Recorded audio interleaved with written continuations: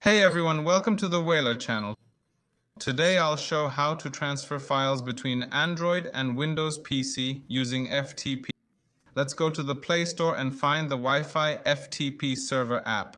Open it. You'll see a Start button.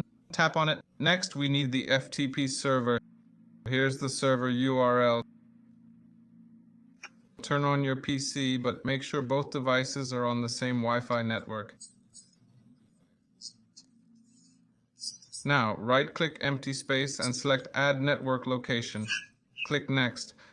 Choose Select Custom URL Location and enter our server URL starting with FTP.